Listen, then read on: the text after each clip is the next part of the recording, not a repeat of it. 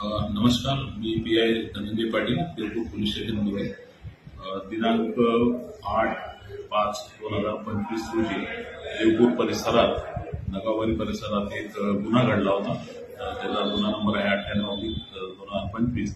गुन्ह्याचे कलम आहे BNS प्रमाणे 109, 189, 190, 191 म्हणजे जुन्या याच्यामध्ये IPC मध्ये 307 राईट असे कलम त्या गुन्ह्यात लागलेले आहेत। या गुन्ह्याची थोडक्यात हकीकत अशी आहे की परिसरातील एक कुख्यात गुंड आहे नरेश कांतीलाल गवळी, त्याच्यावर नुकतंच पोलीस प्रशासनाने MPD कारवाई केली होती। त्याच्यानंतरही त्याच्या वागण्यात काही सुधारणा झालेली नाही। त्याने आणि त्याच्या गँगने मिळून एक योगेश चव्हाण नामक इसमाला जबर प्राणघातक अशी मारहाण केली होती, त्यावरून हा गुन्हा दाखल झाला। त्याच्यानंतर गुन्हा दाखल झाल्याबरोबर याच्यातील आरोपी फरार झाले। आरोपी जवळपास 16 ते 17 दिवस फरार होते।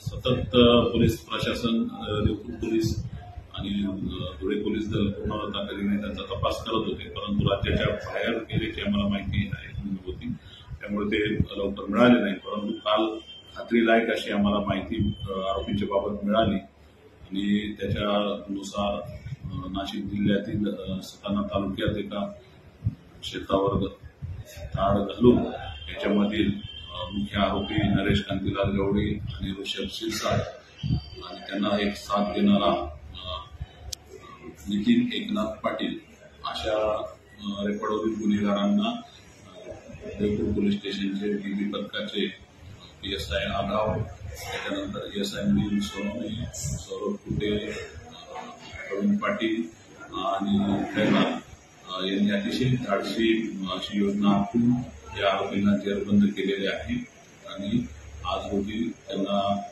न्यायालयात हजर केल्यानंतर त्यांचा जवळपास 5 दिवस पोलीस कस्टडी रिमांड मिळालेला आहे आणि आता नुकतंच आम्ही त्यांना त्यांच्या राहतात किंवा जिथे ते व्यवसाय काम करतात त्या ठिकाणी तपास करणे आम्ही दिले होते। तपास करून आता यामध्ये आम्ही पोलिसांना आलेलो आहोत। तर याच्यातून आम्ही हे सांगू इच्छितो की कोणी गुन्हेगार काहीही असला तरी कायद्यापुढे कोणी मोठा नाही आणि त्याला कायद्याचा वचक राहावा या दृष्टीनेच पोलीस प्रशासन हे काम करत आलेलं आहे, काम करत राहणार आहे। जे गुन्हेगारी क्षेत्रातील असतील त्यांनी आता सतर्क होऊन जावे आणि अतिशय जबरदस्त अशी मोठी कारवाई याच्यावर आम्ही आता करण्याचे योग्य आहे आणि त्याप्रमाणे ही कारवाई प्रतिबंधक कारवाई होणार आहे। याच्यापासून जे गुन्हेगारी क्षेत्रातील लोक असतील त्यांनी सजग व्हावे आणि सर्वसामान्य जनतेला